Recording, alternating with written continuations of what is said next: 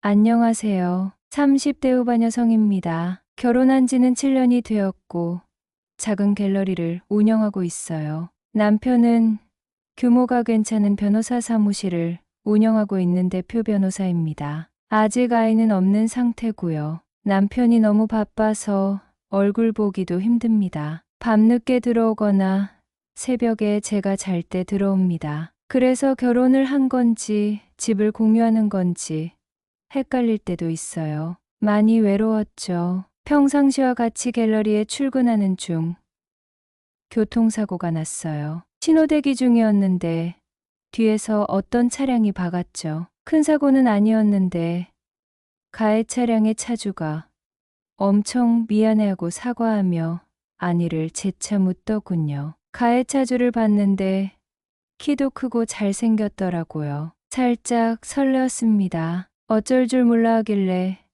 차량 파손된 부위만 수리 요청하고 가려는데 저는 김민준입니다. 정말 죄송합니다.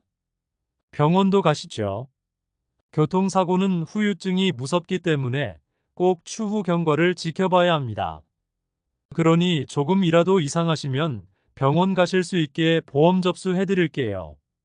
라며 명함을 주고받았습니다. 그러고는 각자 갈 길을 갔어요. 참 제 스타일이었기에 헤어지고 나서도 생각이 나더라고요. 며칠 뒤 저희 갤러리에 민준 씨가 찾아왔습니다. 안녕하세요. 어떤 일로 오셨어요? 몸은 좀 괜찮으신지 궁금하기도 하고 시간 괜찮으시면 식사라도 대접하고 싶어서요.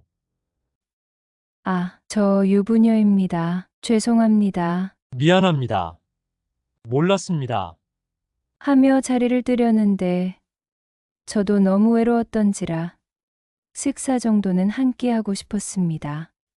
저기, 사실 남편이 세미나를 가서 며칠 없어요. 남편과는 7년 동안 이렇다 할 데이트 한 번 한 적 없는 것 같네요 라고 생각만 하던 말이 입으로 튀어나왔습니다. 민준 씨는 그냥 편하게 동료랑 밥 먹는다고 생각하라며 마음을 편하게 해주었어요. 굉장히 설레었고 저는 민준 씨의 권유에 따라 저녁 식사 자리에 나갔습니다. 그날은 조금 차려입고 갤러리를 마감한 후 저녁 시간에 만나기로 했죠. 레스토랑에 도착하니 민준 씨가 미리 예약해둔 근사한 테이블이 기다리고 있었습니다. 은은한 조명이 비추는 자리에서 우리는 자연스럽게 대화를 나누며 서로를 조금 더 알아갔습니다. 식사 도중 민준 씨는 제게 여러 가지 질문을 던졌고 저는 오랜만에 누군가와 진지한 대화를 나누는 것 같았습니다.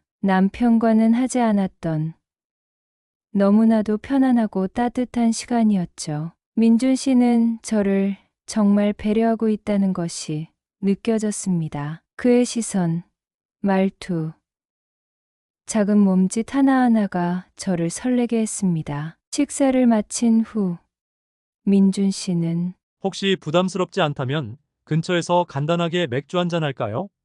라고 물었습니다. 저도 이미 그의 매너와 다정함에 마음이 기울어져 있었고 오랜만에 누군가에게 기대고 싶다는 생각에 맥주를 마시러 가자고 했습니다. 우리는 근처 작은 바에서 맥주를 한 잔 나누며 웃고 떠들었죠. 그날 밤 저는 그와 함께 있던 시간이 마치 짧은 꿈처럼 느껴졌습니다. 마치 세상 모든 고민을 잊은 채 오직 그와 나만이 존재하는 듯한 시간이었습니다. 그러나 집에 돌아오는 길, 민준 씨와의 만남이 계속해서 마음에 남았고 이 관계가 올바르지 않다는 생각이 스쳐 지나갔습니다. 다음 날 민준 씨가 생각이 났습니다. 내 의지와는 다르게 전화번호를 누르고 연락을 했습니다. 민준 씨도 유부녀인 저와 만나는 게 싫지는 않았던 모양이에요.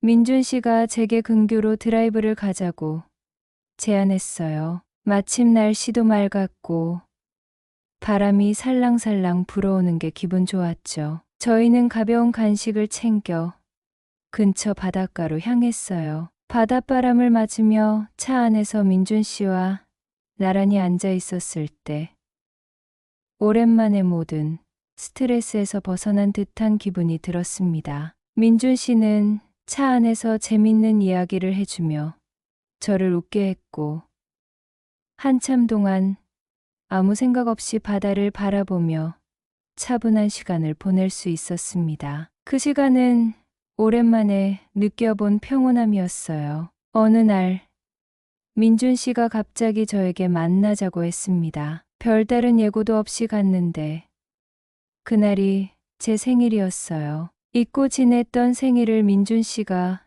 기억하고 있었던 거죠. 작은 케이크와 함께 생일 축하해요. 라고 말하며 조용한 식사를 준비해 두었더군요. 그날은 아무에게도 축하받지 못할 거라고 생각했던 날이었는데 민준 씨 덕분에 특별한 기억으로 남았죠. 그날 저를 위한 조용한 파티에서 오랜만에 진심 어린 축하를 받고 정말 행복한 시간이었습니다. 그 후에도 남편 몰래 민준 씨를 만나면서 서로를 알아갔습니다. 하루는 민준 씨를 만나고 집으로 돌아오니 남편이 씩씩거리며 화난 상태로 소파에 앉아 있었습니다. 너 지금 어디 갔다가 지금 오는 거야? 뭐하고 돌아다니는 거야? 이 사진을 봐. 하면서 고함을 치며 사진들을 던졌습니다. 그 사진을 본 저는 경악을 금치 못했습니다. 민준 씨랑 데이트하는 사진부터 민준 씨와 모텔을 들어가는 사진까지 전부 다 있었죠. 남편은 노발대발했고 저는 아무 말 할 수가 없었습니다. 하던 일 다 때려치우고 집에만 있어. 내 허락 없이는 집에서 단 한 발자국도 나가지 마. 당신은 나를 사랑하지도 않으면서 이러는 이유가 뭔데? 라며 되받아쳤습니다. 남편은 남자와 정리하라며 그동안 너무 외롭게 했다며 다독였고 그날 밤 사랑을 줬습니다. 그렇게 저는 갤러리의 문을 닫았죠. 그럼에도 민준 씨가 잊혀지지 않아 남편이 출근한 틈을 타 민준 씨의 집으로 찾아갔어요. 여기서 또 충격적인 모습을 보게 됩니다. 갤러리 단골이었던 세라 씨가 민준 씨와 대화를 하고 있었습니다. 큰 소리 뻥뻥 치더니 이게 뭐야? 근데 네 전화도 안 받고 휴대폰 번호도 다 꺼? 분명 이혼하고 저랑 결혼한다고 했었어요.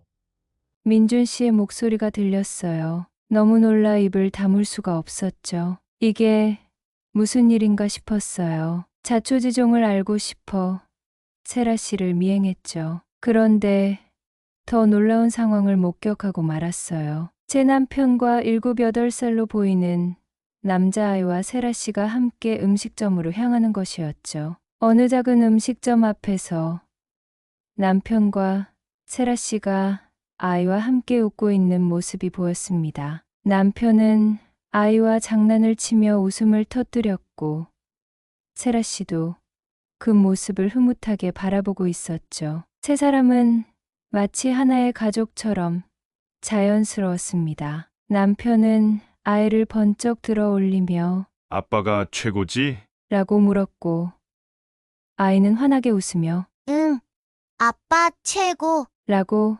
대답했습니다. 그들의 웃음소리는 거리를 채울 정도로 밝고 행복해 보였어요. 세라 씨는 남편의 어깨에 살짝 기대어 아이와 남편이 장난치는 모습을 지켜보며 이소를 지었고 그들의 분위기에서 오랜 시간 함께한 사람들만이 느낄 수 있는 편안함과 사랑이 느껴졌습니다. 아이의 손을 꼭 잡은 남편은 세라 씨에게 우리 이따가 아이스크림 사 먹으러 가자. 라고 말하며 다시 한번 웃었고 세라 씨는 고개를 끄덕이며 그를 다정하게 바라보았습니다. 그들은 마치 이 순간이 너무나도 당연하고 익숙한 일상인 듯 행복해 보였고 저는 그 모습을 보며 차마 더 이상 다가가지 못한 채 자리를 떠나야 했습니다. 무슨 상황인지 판단이 흐려졌고 아무 생각도 들지가 않고 몇 분간 멍 때렸어요. 정신을 다잡고 남편에게 전화를 걸어 지금 어딘지 물었습니다. 나 지금 친구들하고 저녁 식사 중이고 곧 갈게. 끊어. 라더군요. 어떤 상황인지 남편과 세라 씨와 그 아이는 어떤 관계인지 자세하게 알아야 했기에 흥신소를 고용하여 알아본 결과 남편과 세라 씨는 대학 시절부터 동거를 했고 아이는 그 사이에 친자라고 했어요. 이제 머릿속으로 어느 정도 정리가 되었죠. 남편이 그동안 매일 늦고 저와의 시간이 없었던 이유를요. 저희 아버지가 중견기업 사장님이시고 제 돈을 보고 저에게 접근했던 거였죠. 접근을 하는 과정은 이랬어요. 모임에서 만나게 됐는데 남편은 저에게 특별한 관심을 보이기 시작했습니다. 모임이 끝나고도 몇 번이고 연락을 해오며 다음에 차 한잔 할까요? 라며 나를 계속해서 만나려고 했었어요. 그는 변호사라는 직업을 내세우며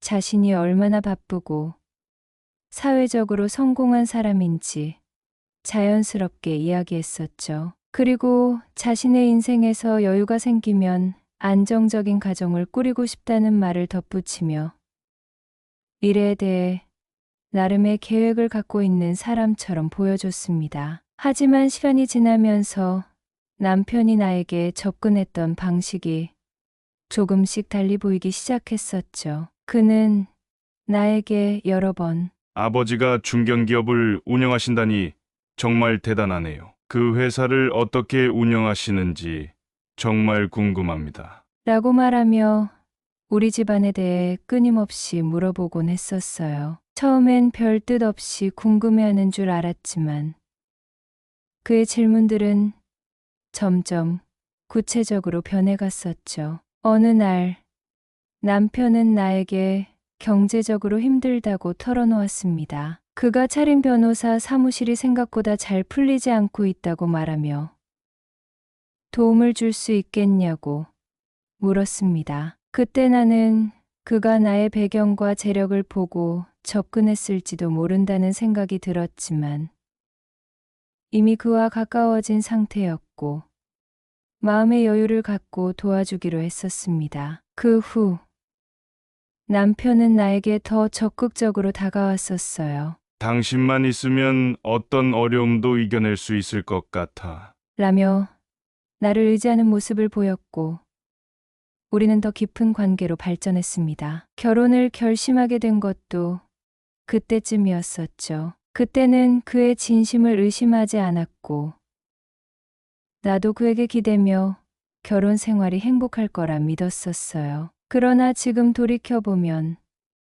남편은 나의 배경과 재력을 통해 자신의 커리어와 사무실을 더 안정적으로 만들고자 했던 것이 분명했습니다. 그가 나에게 다정하고 배려심 깊게 다가온 것도 결국 그가 원하는 것을 얻기 위한 수단이었는지 모른다는 생각이 듭니다. 결국 남편은 저희 아버지의 도움으로 괜찮은 로펌도 차렸고 대표직도 얻게 되었죠. 하늘도 무심하신지 이렇게 머리가 복잡한 가운데 임신을 해버렸죠. 그래서 저도 계획을 세웠어요. 그날 저는 남편과 함께 세라 씨가 운영하는 레스토랑을 예약했습니다. 레스토랑에 도착하자 세라 씨는 능숙한 미소를 띠며 우리를 맞이했습니다. 그녀는 제게 밝게 인사하며 환대했고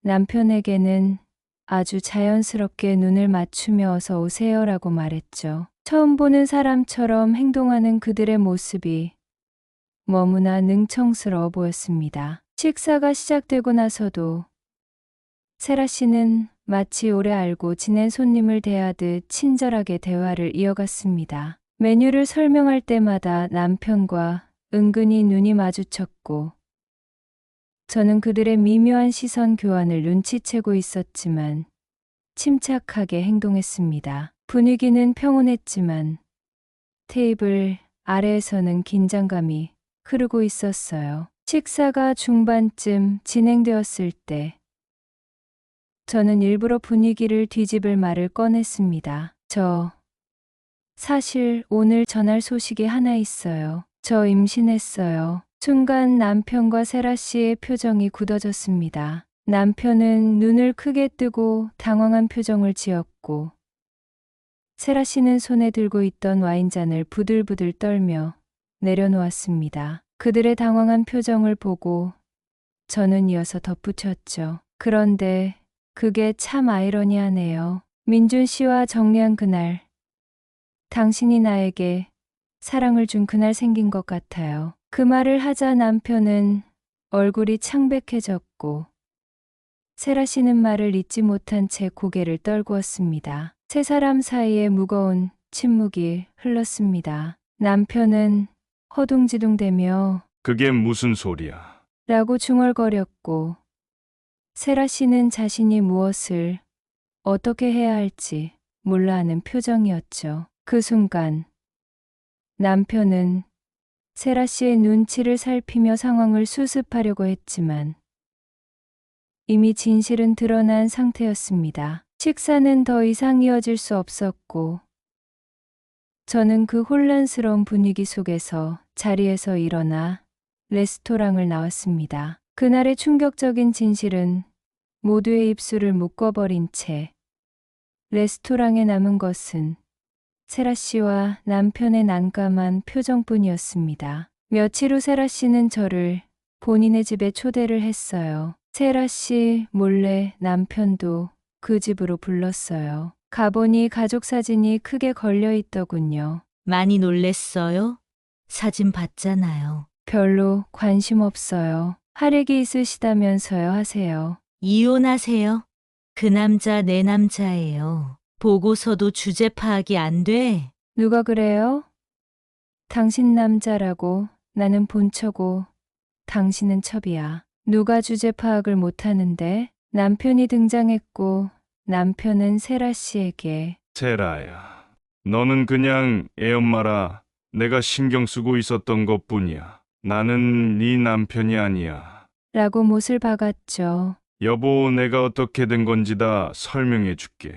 나는 너밖에 없어. 저 여자는 금방 정리할게. 이 얘기를 듣고 저는 나왔습니다. 마음을 추스르고 부모님께 얘기했어요. 엄마가 남편을 찾아가서 카드부터 모든 권한을 다 뺏었습니다. 남편은 허수아비가 되었죠. 며칠 후 남편은 제 임신 진단서를 보고 본인과의 관계 시기가 안 맞다며 아이를 지우라 합니다. 제가 아이를 낳겠다고 하니 이혼하자고 합니다. 유책 사유는 저에게 있다고요. 그래서 유책 사유는 당신에게도 있다고 했고 결국 동등한 조건이라 얘기해 줬습니다. 친자식까지 버린 당신이 이렇게 얘기하는 거 곤이 참 웃기다고 말하고 자리를 박차고 나왔습니다.